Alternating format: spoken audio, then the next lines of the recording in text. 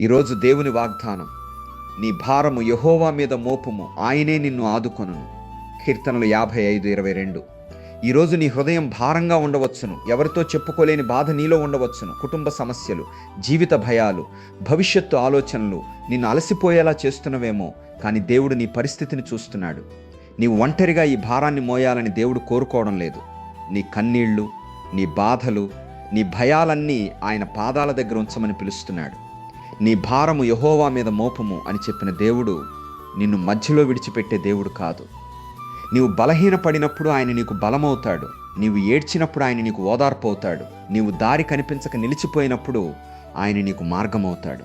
ఈరోజు దేవుడు నీకు చెబుతున్నాడు, భయపడవద్దు, నీ భారాన్ని నాకు అప్పగించు.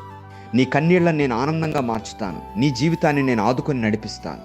సకల ఆశీర్వాదాలకు, కృపలకు కారణభూతుడా, కృపాసత్య సంపూర్ణుడా, మీకు వందనాలు. ప్రభువా, ఈ వాగ్దానం వినే ప్రతి హృదయాన్ని మీ సమాధానంతో నింపుము. భారంతో అలసిపోయిన వారికి విశ్రాంతిని, భయపడుతున్న వారికి ధైర్యాన్ని అనుగ్రహించుము. మీ ఆదరణ ప్రతి కుటుంబంలో నిత్యముండునుగాక. మీ కృపా బహుళ్యానికి సమర్పిస్తూ యేసు నామములో ఈ వాగ్దానాన్ని ఆశీర్వదిస్తున్నాను తండ్రి. ఆమేన్.